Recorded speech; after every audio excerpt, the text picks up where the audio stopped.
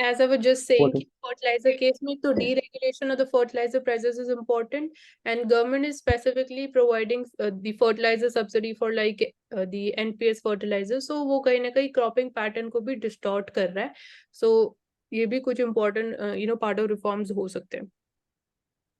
इसमें इकोनॉमिक के अलावा जो एनवायरनमेंट है उस फैक्टर को ऐड कर सकते हैं, क्योंकि अमोनिया बनता है उसमें भी होता है, और पोटाशियम वगैरह का ज्यादा यूज किया जाता है, तो उससे एनवायरनमेंट पे भी तो इफेक्ट पड़ता है. जैसे हम मिलेट्स की तरफ जाने की बात कर रहे हैं, उसमें एक फायदा ये है कि फसल चेंज होगी, तो उसकी वजह से जो फर्टिलिटी है वो बनी रहेगी, और दूसरा वो हेल्थी है. तो उनमें इसको कैसे कम कर सकते हैं कि हर साल देखते हैं कि जितनी फसल लास्ट ईयर हुई थी उतनी ही करने के लिए उससे ज्यादा क्वांटिटी का यूरिया और बीज चाहिए होते, तो उस चीज को कैसे बैलेंस कर सकते हैं एनवायरनमेंट और इकोनॉमी दोनों के साथ साथ. मतलब इसमें दिव्या कहना है कि जो क्रॉप पैटर्निंग है उनका डेटा यूज करके आप सब्सिडी को कम दे सकते हैं अगले साल, ताकि हेल्दी अमाउंट में रहे, ज्यादा नहीं मिले बेसिकली उसी पैटर्न. ठीक है. yes. So Pravesh, Goa minister is claiming that Portuguese have raised 1,000 temples in Goa, but restoring all is not feasible. तो इसमें जो एक हम लोग बात करते हैं, we have to move towards the decolonisation and we have to, होता है ना कि we have to conserve the heritage.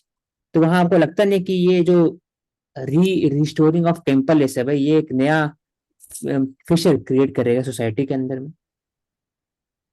नहीं, मुझे ऐसा लगता है कि जहां पर फिजिबल हो सकता है आप वहां पर केवल रिस्टोरिंग की बात करें, क्योंकि अगर अब जो हमारे टेम्पल थे अगर उनको रेज करके कुछ पोर्तुगीज का बना हुआ है, अगर आप उसको डिस्ट्रॉय करके दोबारा से मंदिर बनाते हैं तो that is not a suitable thing, because that will create a social disharmony in the society and that will lead to internal security problems.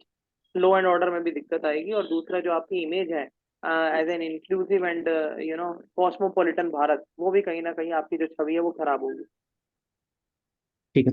I would like to add one point कि दो इसमें area कर सकते हैं. पहली बात है जो प्रवेश ने कहा कि जो ऑलरेडी डिस्ट्रॉयड टेम्पल है वहां पर कोई अच्छा पोर्तुगीज का मॉन्यूमेंट बना हुआ है, तो वापस उसको तोड़ नहीं सकते. तो क्या कर सकते हैं, उसका जो हिस्टोरिकल क्लेम है कि विद रिस्पेक्ट टू कि उनका ओरिजिनल प्लेस था वहां पर चेंज कर सकते हैं, वहां एक बड़ा प्लेकार्ड लगा सकते हैं कि it was built on the destruction of the temple. और जो जैसे एग्जांपल कुतुब मीनार को किया हुआ है कि दिखा हुआ, ताकि लोग अवेयर रहे और हिस्टोरिकल कनेक्शन जोड़े. और दूसरा जहां पर टेम्पल टूटा हुआ है लेकिन पोर्तुगीज का मॉन्यूमेंट नहीं बना है, वहां पर आप इसको रिस्टोर कर सकते हैं. एंड एक अगर इम्पोर्टेंट प्रवेश फैक्ट कुछ जो मेंशन है यहाँ पे, सप्तकोटेश्वर टेम्पल जो दीवार आइलैंड पे बिल्ड किया गया था, this was also demolished 16th century में by the Portuguese. So this becomes important fact. And मतलब यहाँ पे भी एज अ सोल्यूशन जो सजेस्ट किया गया इन दिस आर्टिकल, 1000 टेम्पल्स को फिर से रीस्टोर करना is not going to be feasible. वो हाई हाँ अगेन वही कॉस्ट और बर्डन दूसरा आप करेगा. तो एक दूसरा आपके स्पेसिफिक साइट jurisdiction पे में आप जो है एक मतलब सिंबॉलिकली जो सारी साइट्स को रिप्रेजेंट करेगा, वहां पे आप एक बेसिकली एक मॉन्यूमेंट कंस्ट्रक्ट कर सकते हो. मैं कह रहा हूँ कि दूसरा ये आप कर ही नहीं सकते, क्योंकि according to archaeological remains act आप जो है मतलब एंशियंट और जो हिस्टोरिकल इस तरीके की फॉर्म्स हैं आप उनके साथ छेड़छाड़ नहीं कर सकते. तो आप हाँ मतलब एक पैम्पलेट वगैरह तो लगा सकते हैं, लेकिन उसके भी कुछ सोशल इकोनॉमिक इम्प्लीकेशन तो जरूर देखने को मिलेंगे. नहीं, वो कर सकते हैं क्योंकि वो कुतुब मीनार में हुआ था, तो ऐसा कर सकते हैं क्योंकि हिस्टोरिकल क्लेम है ना. लेकिन रिस्टोरेशन यहाँ बात हो रहा है कि हाँ रिस्टोरेशन बात हो रहा है, वहां आप इसको दो चीज कर सकते हैं. ये तो ना बोल रहे मोन्यूमेंट अगर बना हुआ अच्छा सा पोर्तुगीज का तो क्यों तोड़ेंगे बिना मतलब, वहां क्यों रिस्टोर करेंगे. वहां पर आप सिर्फ बता देंगे कि ऐसा ऐसा हुआ था, ऐसा ऐसा हुआ है, खत्म.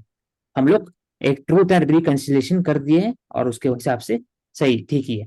दूसरा जहां पर कर सकते हैं वहां करेंगे जहां पर पॉसिबल. जैसे पांसी ने बताया कुछ कुछ एरिया को भी कंक्लूड कर सकते हैं या स्पेसिफिक. ऐसा क्वेश्चन तो कंट्रोवर्शियल है, लेकिन यहाँ पर भी इम्पोर्टेंट है कि हम लोग सोचे और अपना ओपिनियन दें.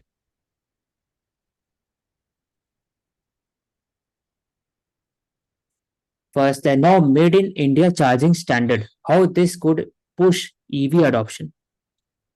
ब्यूरो ऑफ इंडियन स्टैंडर्ड ये इंस्टीट्यूशन है जो प्रमोट करता है इंडियन स्टैंडर्ड और जो मेजर्स है BIS वो प्रमोट करता है. तो इट हैज अप्रूव्ड डेवलप्ड जो Indian developed AC and DC, AC alternative current, DC हो गया डायरेक्ट करंट, दोनों का मैकेनिज्म डिफरेंट है with respect to electricity. It is combined charging connected standard for light electric vehicle. तो अभी तक नहीं था, हम लोग बाहर से मंगाते थे पहले, चाइना यूजेस. तो अब धीरे धीरे हम लोग पास आत्मनिर्भर इसमें बन रहे हैं, तो हो सकता है इससे फास्टर मोबिलिटी जो स्कीम है फेम 2, उसमें हम लोग अडॉप्ट कर सकते हैं ईवी को.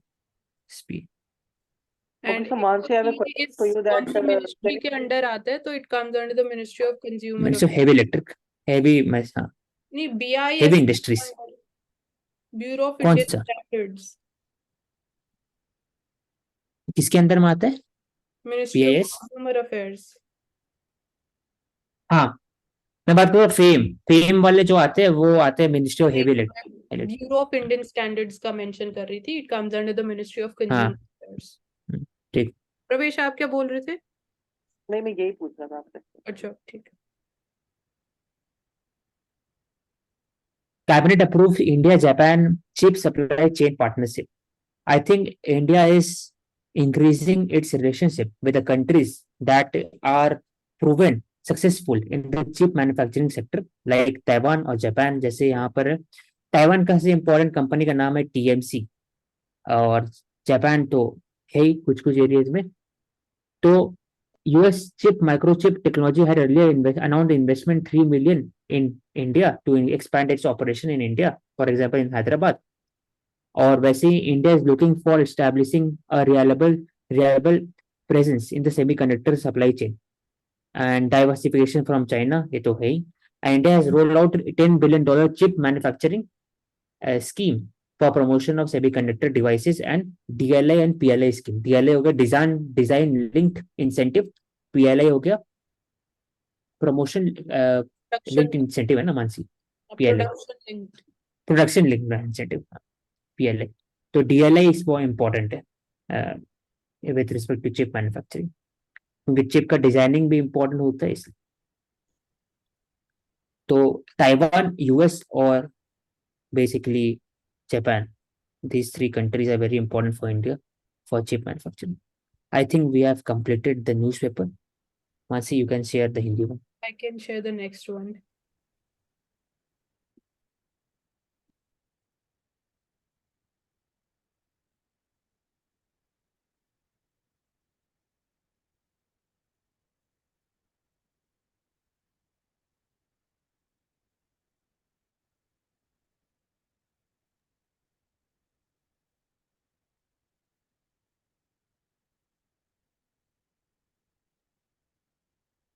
So hello everyone in the Financial Express, and now we are seeing the very first topic of the RBI with the 2 full-time directors. They should be must.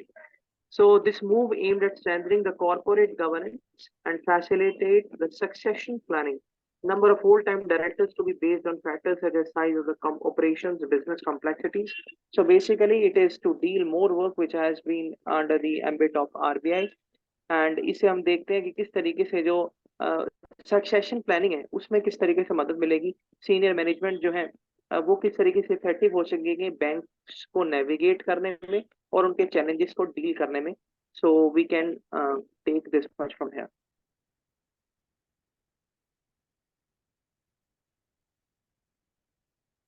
So we have imported coal blending, which is extended till financial year 24 end.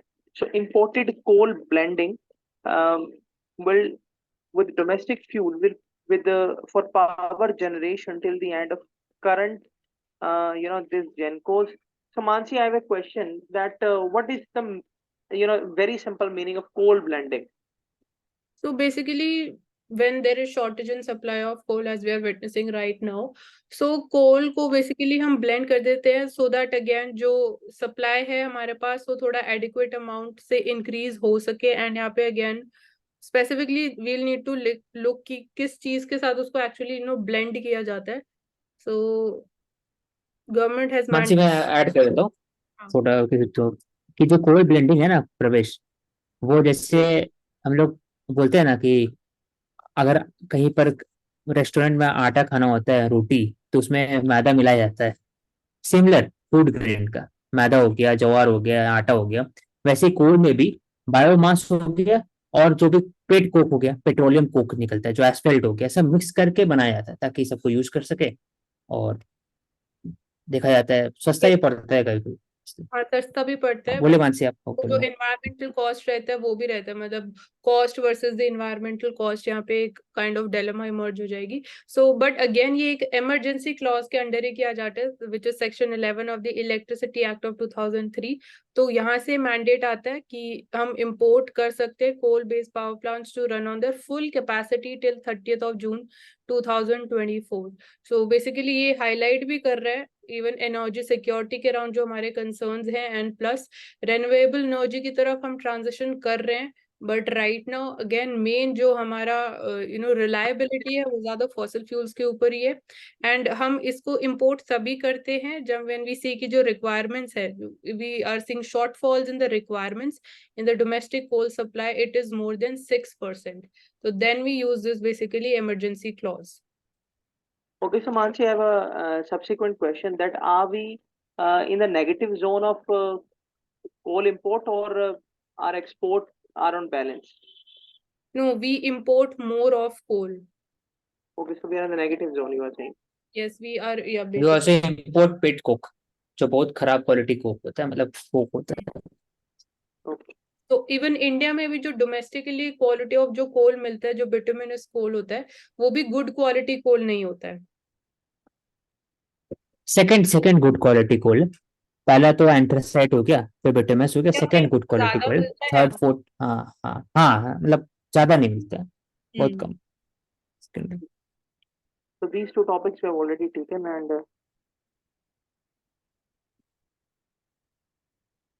so India has criticized the EU and UK at WTO for continuing with the safeguard measures on its steel exports. At the meeting of the Committee on Safeguards, India was joined by the protest by again these countries like China, Brazil, Switzerland, Korea, and Russia against the safeguards which were done by the US, EU, and UK also. So the issue of public stockholding and procurement of food grains at administered prices, bringing cross-border e-commerce under taxation, these are other concerns between these countries and among these countries, which even in the WTO, every country is going to highlight. And here we can see that how the smoke gun and the spray machines have been प्रवेश, municipalities. इसमें प्रवेश, Yes. हाँ, इसमें क्या बोल सकते हैं कि developing countries have already signed a peace clause, जो एक लिमिटेशन होता है हर एक कंट्रीज के ऊपर कि आप इतने से ज्यादा आप सपोर्ट कर सकते हैं, डोमेस्टिक सपोर्ट कर सकते हैं फॉर एग्रीकल्चर पर्पसेस। तो they have signed peace clause, ताकि जो इमरजेंसी प्रोविजन के समय कोविड-19 हो गया या उस समय इमरजेंसी समय आप प्रोक्योर ज्यादा कर सकते हैं फूड ग्रेन। तो यहाँ पर डिफरेंसेस है between the north and south, और भी एरिया में डिफरेंसेस है, पैरल लाइन में लिखा हुआ है ऐसे on the key use of agriculture, dispute resolvement, e commerce taxation. कोई चाइना सोचता है या फिर बाकी यूएस सोचती है कि टैक्सेशन ई कॉमर्स पर कम होना चाहिए क्योंकि उनका दबदबा दुनिया में ज्यादा है। इंडिया सोचते हैं कि मेरा डेटा लोकलाइजेशन ज्यादा होना चाहिए, डेटा सॉवरेनिटी का बात करते हैं इंडिया, बाकी सब कंट्री। तो G7 और ब्रिक्स का इसमें इशू है ई कॉमर्स टैक्सेशन पर और डिजिटल सॉवरेनिटी के ऊपर। बस तो एक और पॉइंट में जो हाईलाइट करूंगी कि ऑफ लेट जो हम देख रहे हैं shift towards more protectionist policy specifically trade के अराउंड, सो वो भी कहीं ना कहीं it is challenging the principles of the WTO regarding promotion of free trade. So वो एक बहुत बड़ा ओवरऑल जो जनरल चैलेंज रहने वाले आने वाले टाइम में।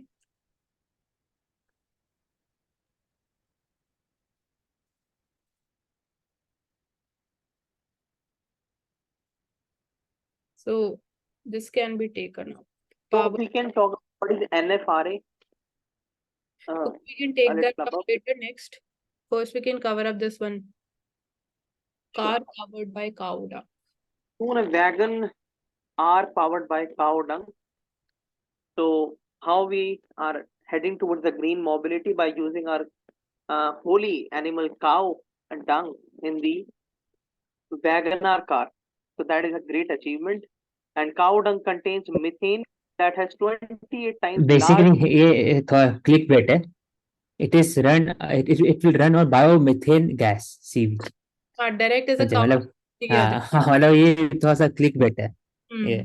Compressed biomethane gas, जो again biogas as a जो हम लोग CNG यूज करते हैं ना प्रवेश, गाड़ी के पीछे में टंकी लगाते हैं, तो उसी में सीबीजी रहेगा, कंप्रेस बायोमीथेन गैस। अब वो प्रोडक्शन उसका होगा काउडंग से। काउडंग को एक बड़ा सा पैकेट के अंदर भर रहे ताकि उनके काउडंग से फिर निकलने वाले मीथेन गैस है उसको स्टोर किया जा सके और उसको फिर यूज किया जा सके, तो वो यूज होगा। कोलैबोरेशन जो है वो नेशनल डेयरी डेवलपमेंट बोर्ड के साथ किया गया है, and this a collaboration by the Suzuki company. And carbon dioxide की अगर हम बात करते हैं तो in the atmosphere it is taken into pressure by photosynthesis and that pressure becomes food for the cows. Methane जो होती है वो cow dung में होती है, egested from the cow, emitted into the atmosphere, and uh, by collecting cow dung and refining fuel or automobiles through artificial generating biogas, methane emitted into atmosphere can be suppressed and can be used in the fuels in these cars. So हाँ, एक और मैं add करूंगा। अब इसको आप connect कर सकते हैं विद रिस्पेक्ट टू यूरिया, कि इसका जो कैसे आप ये कर प्रोसेस यूज कर रहे हैं, तो ऊपर में आपका मीथेन होगा, तो मीथेन से आपका ये सीबीजी मतलब कि कंप्रेस बायोमीथेन गैस प्रोडक्शन होगा, उसको यूज कभी भी कर सकते हैं। और जो नीचे में जो बचेगा वो आप यूज करेंगे as a feed to earthworm, earthworm और जो बाकी जैविक खेती में। तो आपका दोनों यूज हो जाएगा, यूरिया का भी यूज हो सकता है और आपका गैस का, methane, मतलब हाँ मीथेन का।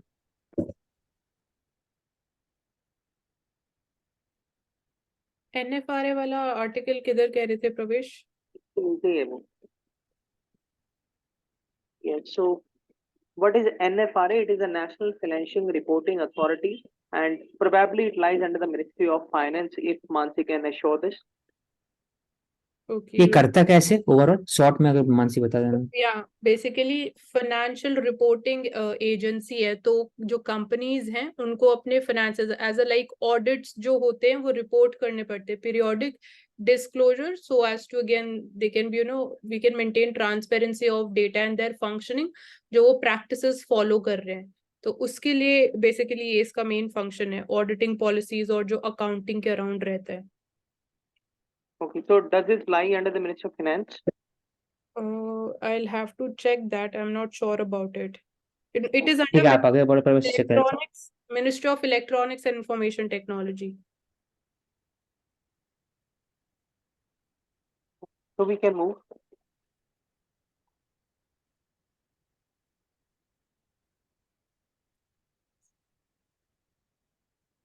सब कंपनी जो लिस्टेड इंडिया में है सब इनके अंडर में। Listed companies.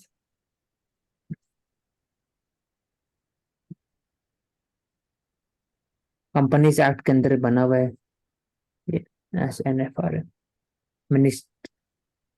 स्टैट्यूटरी बॉडी है। So we can talk about this robot and yeah. So Archex, a giant human-piloted robot which is developed by the startup Tsubame Industry Corporation, is displayed during the Japan Mobility Show 2023 in Tokyo. So how the human robotics are coming, because we have the robotic CNC machines which have led the industrialization and mechanized industrialization in India. And today we are seeing that how these human robots can be used in automobile industries, in nano technology areas, in medical sectors, and especially in the recreational activities, for an example, in the restaurants for the food delivery also. So Oshik, if you have any other point, that what are the other areas where we can use them? Robot को हर जगह use कर सकते हैं, आप लड़ाई का मैदान use कर सकते हैं, मतलब वॉर के समय में, या फिर मुझे सबसे अच्छा इंटरेस्टिंग लगा था कि उन्होंने रोबोट को यूज किया था सीवेज ट्रीटमेंट प्लांट के लिए, ताकि लोग को घुसना नहीं पड़े अंदर और मरना नहीं पड़े। Yeah, that is a novel idea. एक समय आएगा आज से 30 साल बाद की रोबोट का भी राइट्स रहेगा, they will demand robots rights. नीचे कर लो। आई थिंक अब हम ले सकते हैं हिंदी न्यूज़पेपर को।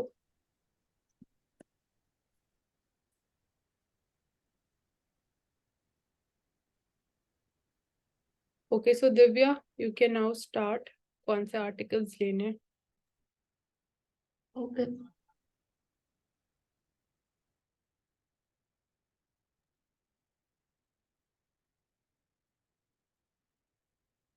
तो ये दूसरा वाला आर्टिकल, इसमें हाईलाइटेड आर्टिकल्स नहीं मिलेंगे, यू कैन जस्ट मेरे को स्टॉप कर देना जो आर्टिकल लेना हो यहाँ पे। ठीक है।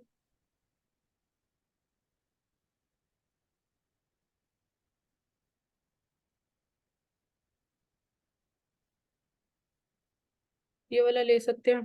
अफसोस ईमानदार छात्रों का होता है नुकसान। तो केस क्या है पूरा, इसको आप समझा सकते हो।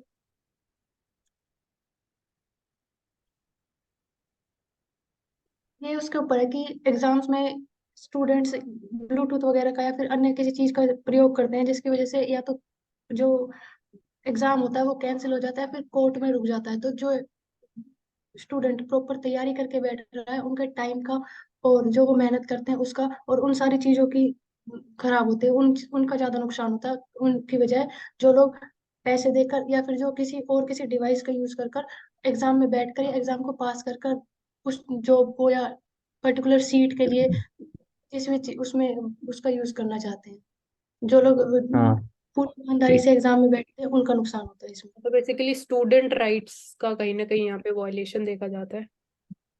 हाँ, नीचे का लो मानसी एक बार। कौन सा वाला? नीचे मतलब अभी ऐसा कुछ सामने है नहीं। हाँ मैं नीचे ही कर रही थी, स्क्रॉल डाउन ही कर रही थी।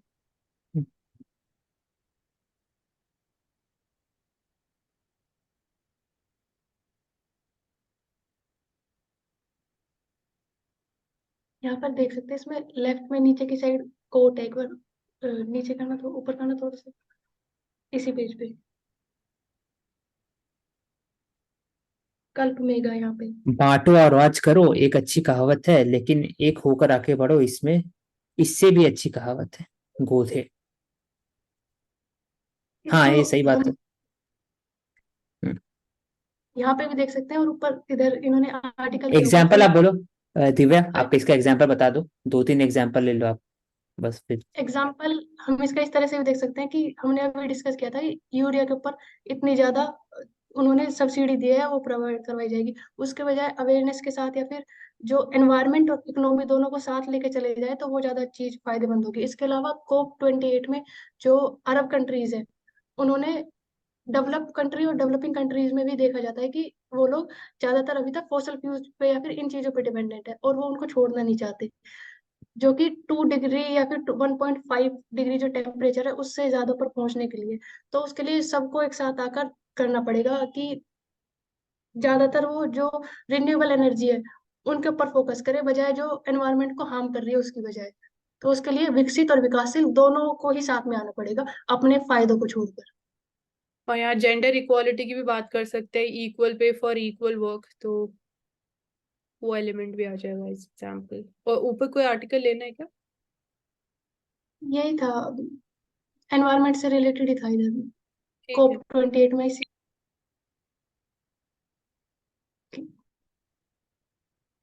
टेम्परेचर बढ़ रहा है वो डिस्कस हो गया कोर्ट के हर घर में एक महिला को 10,000 रुपए सालाना। हम्म। ये भी एक फ्रीबी का कॉन्सेप्ट है, सिलेंडर के अलावा। सिलेंडर, साइकिल की, लैपटॉप। मुझे लगता है इसमें अगर हर घर महिला को 10,000 रुपए सालाना, पर मानसी आपका क्या कहना है इसके ऊपर, कि उन्हीं को मिलना चाहिए जो बहुत गरीब है, कि सबको मिलना चाहिए? तो एक टारगेटेड होना चाहिए मेरे अनुसार, कि देखो जो कि इन्हीं को मिलना चाहिए एक तरह से। जो कि इकोनॉमिकली वेल ऑफ है उनको आप 10,000 दोगे तो उनको फर्स्टली तो उसकी इतनी उनको तो मर्जी पॉलिसी चाहिए, और उनको दूसरा चीज चाहिए हाँ। एज कम्पेयर टू कि 10। तो अगेन जो साथ। इकोनॉमिकली वीकर सेक्शंस है उनको अगर हम 10,000 रुपए देंगे तो इसके बहुत सारे बेनिफिट्स भी हो सकते हैं, कि इस पैसे को यूज कितना वाइजली किया जाएगा, या हमारी फूड से मतलब न्यूट्रिशनल जो सिक्योरिटी प्रॉब्लम है वहां पे हेल्प कर सकता है। और इवन जो डिसीजन मेकिंग पावर रहेगी वो ज्यादा रहेगी वुमेन के हाथ। हम्म। तो इवन फैमिली लेवल पे भी चीजें बहुत अच्छे से चेंज हो सकती है, एजुकेशनल फ्रंट पे अच्छे से चेंज हो सकती है। तो इट ऑल डिपेंड्स कि कैसे पैसा अल्टीमेटली यूज किया जाएगा, या फिर इस पैसे को भी as we talk about panchayat level पे भी सरपंच पति का इश्यू जो रहता है, या मतलब वुमेन इतनी इसके थ्रू एम्पावर होंगी, या ये पैसा भी कहीं ना कहीं। इसमें टारगेट होना चाहिए बेसिकली। इसमें भी टारगेट मतलब कि जिसको देना जरूरी है। हाँ वो तो होना ही चाहिए, हम्म। वो ये कहीं ना हम्म। कहीं रेवेन्यू एक्सपेंडिचर रहेगा। नीचे में है कि मिजोरम 174, 174 में से 112 उम्मीदवार करोड़पति, एंड्रू सबसे अमीर। मतलब ये दिखाता है कि कैसे करोड़पति या फिर जिसका ज्यादा संपत्ति है वही इलेक्शन जीतते हैं और जाते हैं। तो इससे क्लास का डिफरेंस भी हो सकता है इलेक्टोरल प्रोसेस में, जो दिखता है हमें कि बाकी जो लोग का जो इक्वल प्लेइंग फील्ड है, जो गरीब है, किसान है, या फिर बाकी मजदूर वर्ग है, वो भी लड़ नहीं सकते इलेक्शन में। तो हमारा जो जो देश बोलते हैं कि इकोनॉमिकली स्टेटस सेम होना चाहिए, एक लेवल प्लेइंग फील्ड मिलना चाहिए विद रिस्पेक्ट टू इलेक्शन, वो एक हैम्पर होता है, ये सो दिखता है यहाँ इससे। इस हेडलाइन से सबसे पहले तो जो चीज मेरे माइंड में आती है कि इतने सारे उम्मीदवार को अगर वो करोड़पति हैं तो हमारे लिए तो सबसे एंड्रू एंड्रू समीर इसमें से। इंफॉर्मेशन ट्रांसपेरेंसी सबसे ज्यादा इंपॉर्टेंट है, जो हमारे कॉन्टेस्टिंग कैंडिडेट्स जो उम्मीदवार है, तो टाइमली डिस्क्लोजर होना चाहिए उनकी जितनी भी संपत्ति है, और उनका सोर्स अकॉर्डिंगली तभी मतलब जा सकेगा जब हमें ये पता होगा उनमें से कितने करोड़पति है, किनके पास कितनी वेल्थ है। तो इवन एज हमारा जो वोटर डिसीजन भी रहेगा कहीं ना कहीं वो भी इस चीज के ऊपर डिपेंड भी करेगा।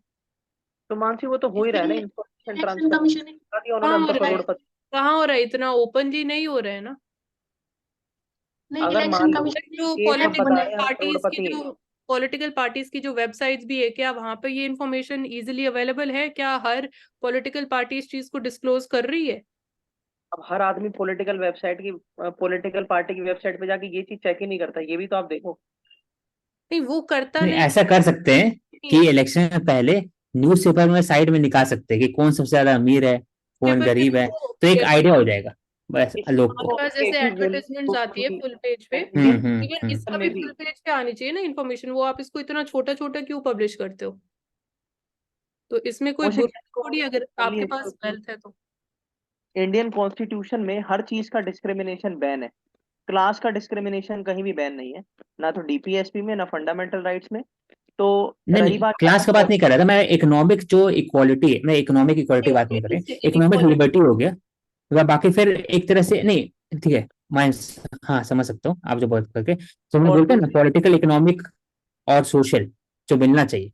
तो जो इकोनॉमिक स्टेटस जो बढ़ते जा रहा है with respect to political class और आम जनता, वो मैं बात कर रहा था कि कैसे लेवल प्लेइंग फील्ड नहीं मिलेगा बाकी लोग को अगर रईस लोग की और सिर्फ दूसरा, जाएंगे तो। हाँ, मैं इसी के ऊपर थोड़ा लाइट शेड करना चाहूंगा, because I have my political science option, so I can draw some information from there, that election and the representatives in democratic setup are not only hmm depend on the idealistic standards, as we as my other companions just told कि transparency होनी चाहिए, and because अगर आप politics के बारे में पढ़ते हैं तो उसमें यही होता है कि the elite section are the most fit to contest elections and to win the elections because they can afford that and they are made to do so. मतलब एक जो प्रैक्टिकल सेंस में बात बोली जाती है। हाँ, एक और प्रैक्टिकल सेंस है, मैं एग्री करता हूँ आप जो बोलते हो, ठीक है। मैं बात कर रहा हूँ कि जो हम लोग का रिप्रेजेंटेशन है, रो रिप्रेजेंटेशन है कि भाई कोई तमिल तब ट्राइबल इलाका से कोई एमएलए बनना है उनको, या फिर कोई गरीब किसान का बेटा ही बन सकता है, तो वो एक ज्यादा डेमोक्रेटाइजेशन होगा अगर वो अगर बन सकते हैं, तो मैं उसका बात कर रहा हूँ।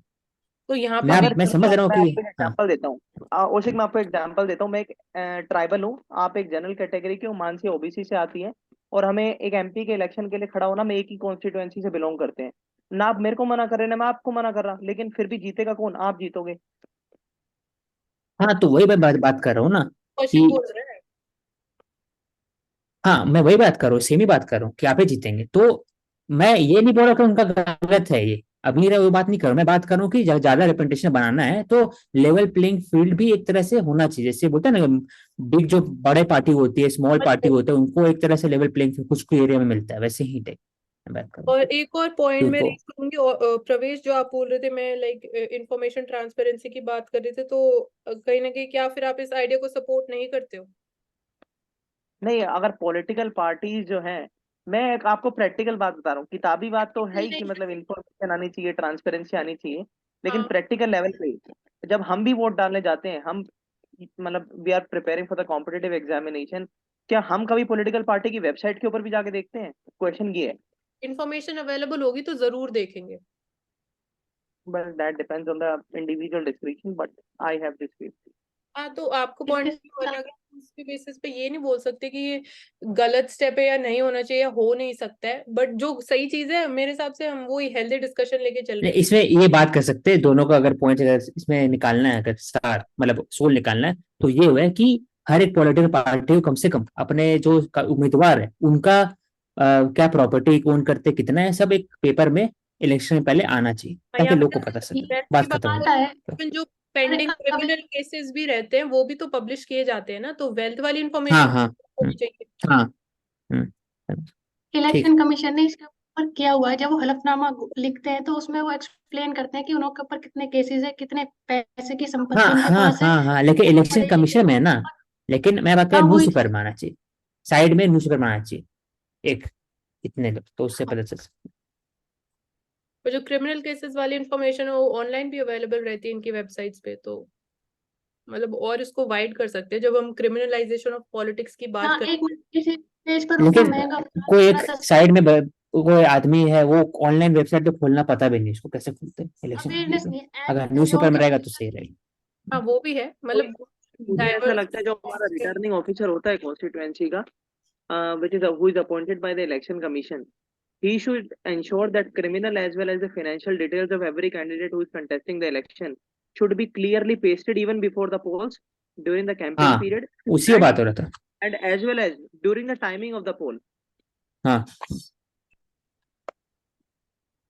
ठीक है, आगे बढ़ते हैं इसमें। यहाँ लास्ट डे भी हमने डिस्कस किया था कि श्रीलंका और भारत के बीच में तस्करी जो इससे रिलेटेड इशू चल रहा था। अब ये चीज नेपाल, म्यांमार और बांग्लादेश की सीमा पर देखने के लिए मिलती है, पर यहाँ पर सोने की तस्करी से रिलेटेड देखने के लिए मिलता है, जो कि 2000 किलोग्राम तक की क्वांटिटी पाई जाती है, जिसका रेट अंतर्राष्ट्रीय दर के हिसाब से बढ़ता घटता है। तो उनके ऊपर कुछ चीजें अप्लाई की है, जिससे केंद्रीय अप्रत्यक्ष कर एवं सीमा सुरक्षा बोर्ड के हिसाब से इनके ऊपर किस तरह से रोक लगाई जा सकती है, या फिर क्या चीजें की जा सकती है, उसके ऊपर डिस्कशन किया जा सकता है कि जो म्यांमार, नेपाल और बांग्लादेश की सीमा से सोना तस्कर होकर इंडिया में आता है, हम्म क्योंकि सोने की आयात की पूर्ति इंडिया में आयात के थ्रू ही होती है ज्यादातर, इतना इंडिया में अवेलेबल नहीं है। हम्म तो इंडिया काम वन कर सकते हैं हम लोग उसमें, गोल्ड कोऑर्डिनेशन करके।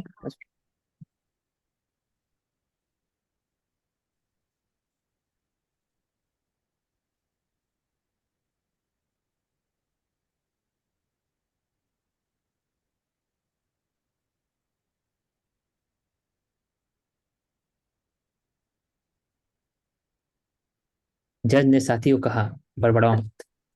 तो यहाँ पे जुडिशियल एथिक्स हो गए। आज हम एथिक्स की बात कर रहे हैं, लेजिस्लेटिव एथिक्स, जुडिशियल एथिक्स। और नीचे नहीं क्या मासी होगी, कौन सा वाला कह रहे हो? हमने शायद ले लिए थे इसमें बहुत सारा ये वाला, हाँ ये चीज ले वाला लिए थे। 28 साल के बाद। इंग्लिश न्यूज़पेपर हिंदी में समझ में।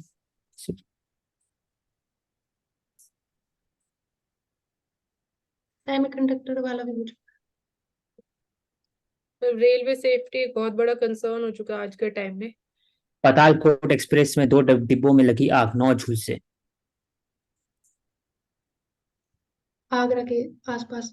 तो यहाँ इसमें पे हमारे यहाँ डेवलपमेंट जो है वो की गई थी, कमीशन फॉर रेल सेफ्टी नाम का एक ऑफिस क्रिएट किया गया था under the ministry of railway. But देखना ये कि क्या उस ऑफिस के आने के बाद जो रेल इंसिडेंट्स जो होते हैं उनकी फ्रीक्वेंसी घटी है या बढ़ी है, या फिर वो क्या टेक्निकल एक्सपर्टीज ऐसे देते हैं जिसकी वजह से उनका जो रिजेक्शन उनका जो क्रिएशन हुआ था। But according to ministry of rail जो इंसिडेंसेस हैं वो कहीं ना कहीं पोस्ट 2014 बढ़े ही हैं, रादर की घटे हैं। तो Ashiq, I would like to ask from you that what are the few steps you would suggest कि क्या और करने चाहिए जिससे जो है rail safety, basically fire safety के ऊपर हम क्या कर सकते हैं रेल में? There are 3 to 4 areas.